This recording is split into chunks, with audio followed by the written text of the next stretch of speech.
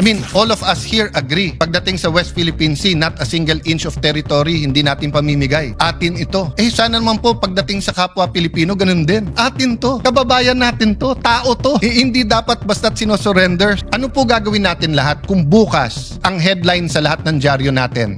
Several senators ay na-issuean ng ICC and bigla na lang kukunin isasakay sa airplano. Papayag tayong arestuhin na lang basta-basta ang ating mga senador. What if the President of the Republic of the Philippines today was Senator Bato or Senator Bongo and then naglabas ngayon? Pwede na lang silang damputin na lang. They cannot go to court. Mr. President, ang problema po ng Pilipino ay problema ng Pilipino. Eto na mga boss, kakapasok lang na balita. Grabe si Cayetano, naiyak sa sinabi ni PBBM. Kulong sa ICC, lahat ng Duterte damay. Base sa impormasyong kumakalat ngayon sa social media, mismong si Senator Alan Peter Cayetano nang ayaw magpakita sa oras na inilabas ng ICC sa lahat ng kasabwat dati ni Duterte ang arrest warrant. Mauubos ang mga DDS sa Pilipinas, hiniling sa Senadong wag silang isusuko basta-basta ng Pilipinas. Sabay sabing bakit sa West Philippine Sea atin ito pero sa ICC surrender dapat. Kaya ito sabay-sabay nating panoorin kung paano si Senator Alan Peter Cayetano, grabe, naiyak sa sinabi ni Pangulong Bongbong Marcos, kulong sa ICC, lahat ng Duterte damay. Pero bago tayo magpatuloy, baka pwedeng i-click nyo muna ang like, share, comment, subscribe at i-hit nyo na rin ang notification bell kung gusto nyo ng mga ganitong klase ng video para laging updated kayo sa mga susunod pa nating ibabalita. Kaya tara, panoorin na natin to. Now comes the problem. When you have an international warrant of arrest. So we have several treaties that deals with excuse me sir, that deals with extradition. Diyan medyo klaro. Bakit? Nakalagay dito, transmittal, then yung arrest nung Pilipino, pero katulad po na nakita natin kay Congressman Jimenez, hindi po ba, na may proseso yung extradition, yung warrant of arrest, dadaan sa mga korte natin and available ang korte sa kahit sinong Pilipino na naghahanap ng remedy doon. So ang problema po natin, ang interpretation ngayon ng Executive Department sa Section 17, RA 9851 ay basta't na lang pwedeng ibigay or ipadala. At kung sila'y nagmamadali o medyo paspas at isakay na sa aeroplano, walang reasonable time na tumakbo sa korte. If you look at exactly the same situation in the United Kingdom, tignan nyo po sa United Kingdom, kapag ka po arrest procedure, ICC request for arrest submitted to the Secretary of State, transmittal of the ICC request by the Secretary of State to the appropriate judicial officer. The appropriate judicial officer to issue a warrant of arrest, provisional warrant, arrest by domestic law, the arrested person shall be brought before a competent court as soon as possible. And as arrested person may apply for bail. Tignan nyo po dun sa surrender. Sa UK po, pag sinurrender, the competent court shall issue a delivery order for the arrested person to be delivered to the custody of ICC. In deciding to issue a delivery order, the court shall consider, among others, the person was lawfully arrested in pursuance of the warrant and whether his rights has been respected. So take note, Mr. President, dear colleagues, parating tinitignan yung karapatan ng akusado. The arrest person may ask for a review of the delivery order to waive his right to such a review. An arrested person may consent to be delivered up to into the custody of ICC. So kung ayaw niya pumunta na ng korte at siya sinusurrender niya sarili niya, pwede po. Then the competent court may refuse to make a delivery order and demand the person arrested notifying the Secretary of State of its decision and grounds therefore. So meron pong article, not sure if it's Business World, from a LaSalle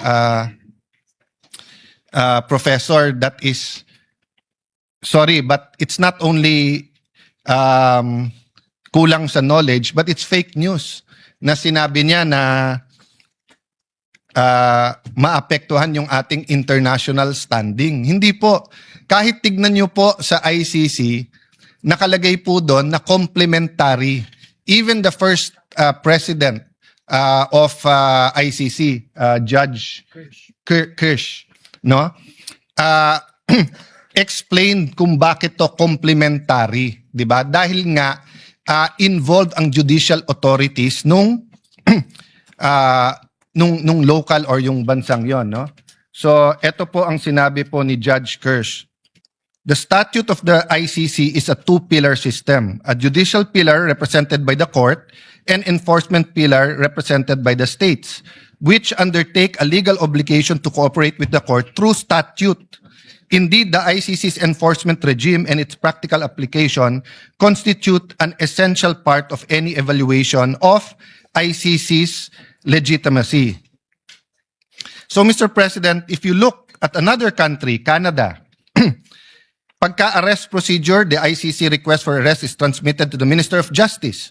The Minister of Justice will authorize the Attorney General to apply for a provisional arrest warrant.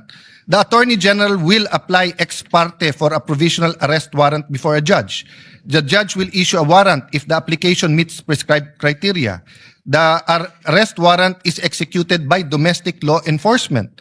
The person arrested under provisional warrant may be granted provisional liberty based on judicial interim release order. Mr. President, what about surrender? In case of surrender, the minister may, after receiving a request for extradition and being satisfied that all conditions are met, issue an authority to proceed to the Attorney General to seek on behalf of the extradition partner a court order for committal of a person.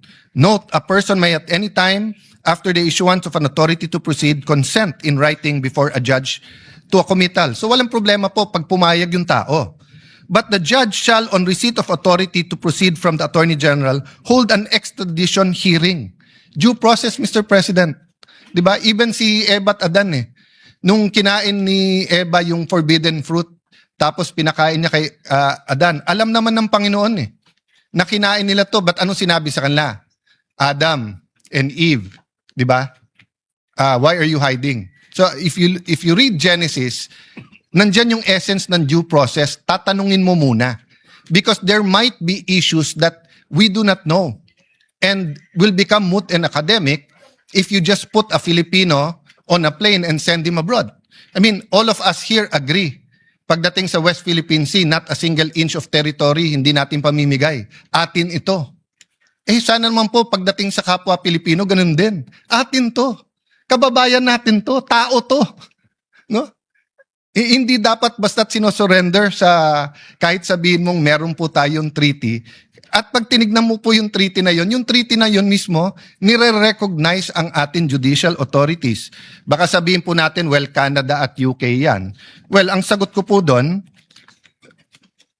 bakit po ibaba ang rules pag Amerika, pag UK, pag Canada?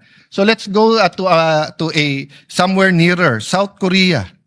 Sa South Korea po, the ICC makes a request for extradition to the Korean Minister of Foreign Affairs to diplomatic channels. The Minister of Justice reviews whether the extradition request complies with the act of the extradition treaty and may either order the Chief Prosecutor of Seoul High Prosecutor's Office to assign a prosecutor to request the court's judicial review on the extradition or choose not to order the request based on grounds to refuse extradition or other reasons minister considers appropriate to refuse extradition. Hindi ko na po babasahin dahil medyo mahaba, pero yung essence po ay nasa judicial authorities pa rin nila. Ganun din po sa surrender. Based on the court order, the Minister of Justice may make the final decision to release or extradite the requested person. So, Mr. President, ano po gagawin natin lahat kung bukas, February 26, ang headline sa lahat ng dyaryo natin, 25 PNP generals, 25 AFP generals, members of the Communist Party of the Philippines, several media practitioners and editors, several congressmen, senators, cabinet members, God forbid, the President of the Republic of the Philippines ay na-issuean ng ICC and bigla na lang kukunin, isasakay sa airplano. And sasabihin nyo, sir, hindi, umalis na kasi tayo sa Rome Statute. Hindi po. During the time na valid ang Rome Statute, nagkaroon po tayo niyan ng communist insurgency. So although the last few decades wala tayong nababalitaan na mass grave, paano kung biglang may magpakita na may mass grave dyan at tinuro yung iba sa kanila? pwede na lang silang damputin at dalhin sa Hague? O paano yung Marawi? Paano kung meron na video na dun sa bombahan, tapos sinabi civilian to, hindi ito military target. Hindi nila pinakita na may nagtatagong mga rebelde dun sa school na yon, na bomba yung school na yon. Nag-issue yung ICC. Papayag tayong arestuhin na lang basta-basta ang ating mga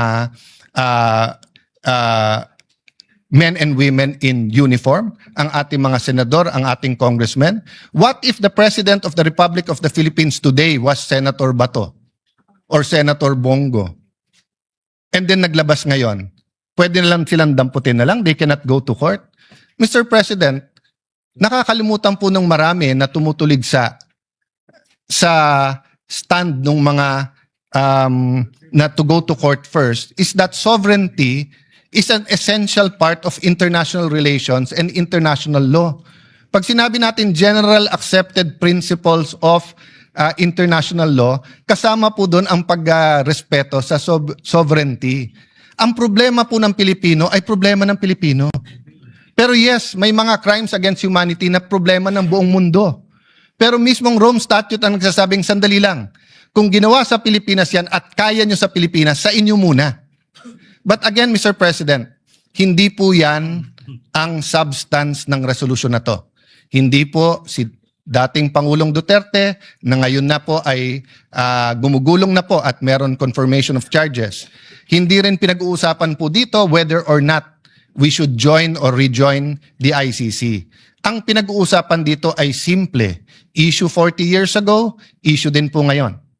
Pag may biglang aarestuhin, kailangan yung arestuhin na yon ay may pagkakataon pumunta sa Philippine courts to seek remedy. If you look at the Convention on Human Rights, the International Convention on Civil and Political Rights, nandun din po to. So it's part of the generally accepted principles of international law. So Mr. President, let me just say it one more time because I know we have a lot of strong feelings about the drug war, about the hearing. Clear yung issues ng both sides. Hindi po yun ang nilalaman ng resolution na to. Ang nilalaman ng resolution to simple lang. Pag may warrant na hindi issued by a Philippine judge, kailangan po dumaan sa korte yan, kung hindi unconstitutional yan. At kailangan ang bawat Pilipino na may tanong at nagsisik ng remedy ay pwedeng makapunta sa korte ng ating inang bayan. So thank you for this opportunity, Mr. Majority Leader. And if there are any interpellations, I'll be more than happy to try to answer our colleagues' questions. Ngayon, kayo bilang Pilipino, ano ang masasabi nyo at reaksyon sa balitang ito? Mag-iwan kayo ng komento sa ibaba at atin niyang babasahin isa-isa.